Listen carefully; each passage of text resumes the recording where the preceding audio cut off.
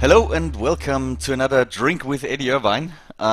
Eddie, you're being the best friend of my girlfriend by now because I have to drink 10 a.m. in the morning.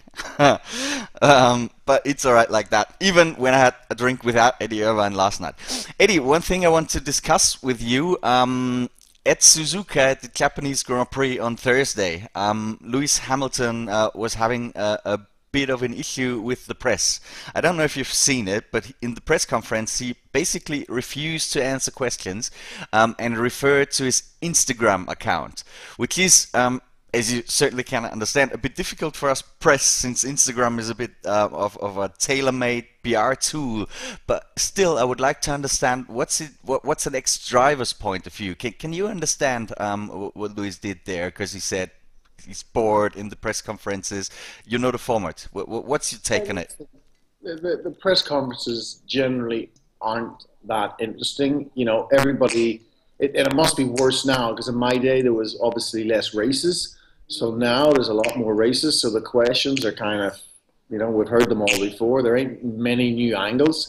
I think Lewis was taking, I didn't really read about it, but I think he was taking photographs of other drivers and having his own little press conference, I think, on Instagram, which maybe the journalists felt slighted and I don't know, egos and whatever. I think Lewis massively overreacted.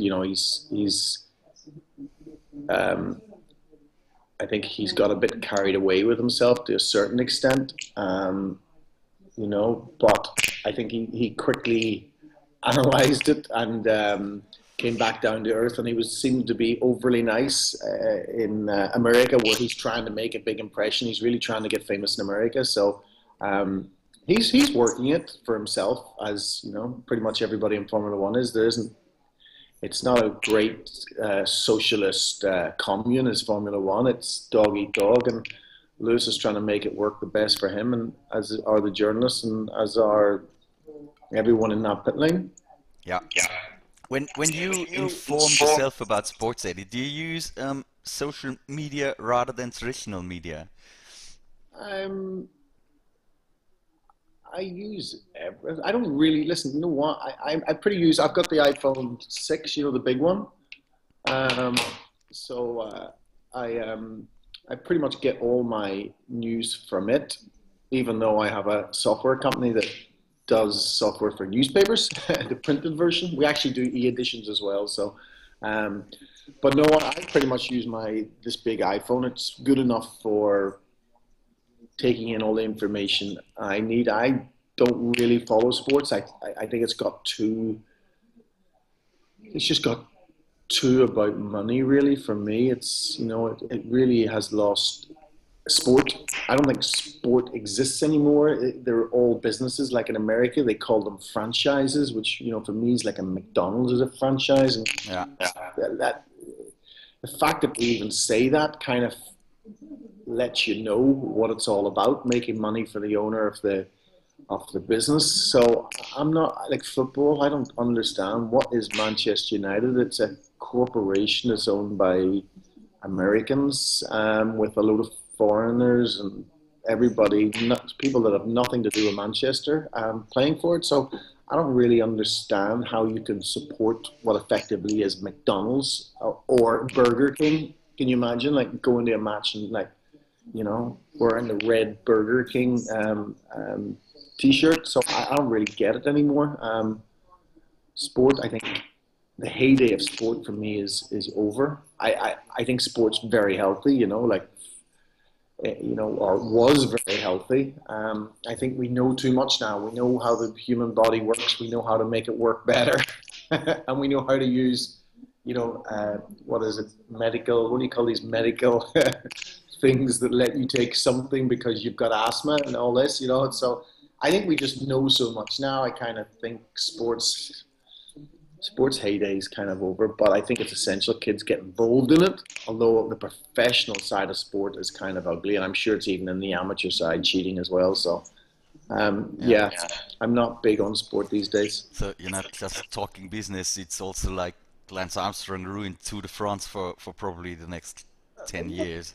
I don't blame Lance. I think Lance was in a way, it was amazing what he achieved. He was just so much better than everybody else over that period of time, and they were all cheating. Like I knew Marco Pantani, um, who obviously died very young, and everybody was at it.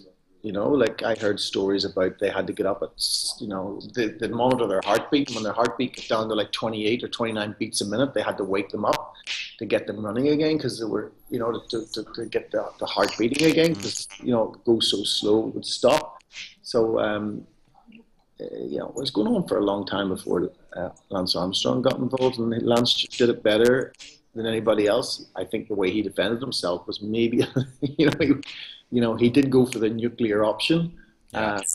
and that really, I think that's what backfired on him more than anything.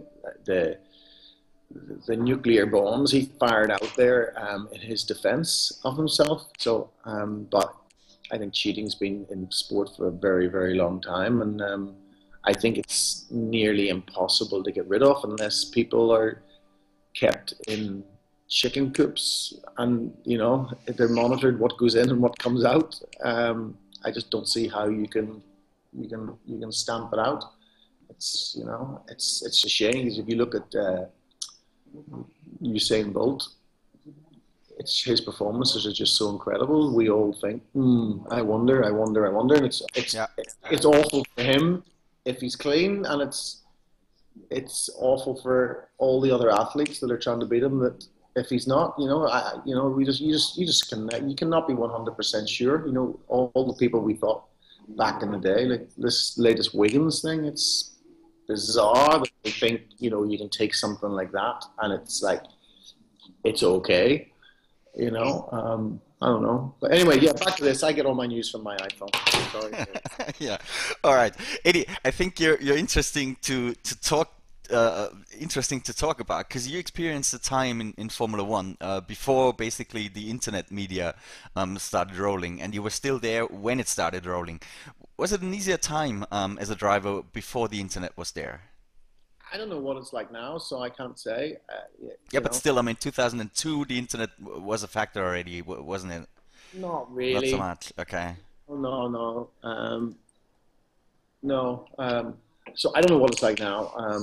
I know they don't do very much testing now, so from that point of view, it's good because the races make money and the testing costs money. So probably for Formula One, it makes a little bit more sense to do a few more races. Although I think it's probably gone a little bit too far. But on the internet thing, it's good for the drivers, I think, because it gives them more power over their image and it gives them more direct access, um, and it makes them they can see the results of their performance on and off the track by the amount of followers, etc. So, it's I would have enjoyed it. I think having that direct access to media because I think it would have given me a lot more power. Yeah, and I can basically understand. I mean, Louis sitting in the press conference and talking to the old guys, bald, small, and asking stupid critical questions is a bit more uncomfortable than putting something on Instagram where you have all your fans and they're basically embracing what you did. I mean, it's an ego thing as well, isn't it? Oh, totally. Like I think Lewis has kind of, you know, got a bit carried away. But then if you look at it, he quickly realized that. And I think in the US, he really started to be a lot more, oh, the team, this, the team, the team, the team. When after, I think, when his engine blew up the last time, it's like, something's going on here, da, da, da. Yeah. So he does know which side his bread's buttered on, which is good. And he is a very great ambassador of Formula One because he does do stuff that's, he doesn't go and hide like Nico does to a certain extent, but it's horses for courses. That's the way Nico is, and that's the way Lewis wants to be. So it's all good. Yeah, but you're right in that Ellen DeGeneres probably wouldn't have gotten Nico Rosberg into the show. But anyway, Eddie, thanks a lot for another drink this morning. Enjoy and speak soon. Bye bye. Okay.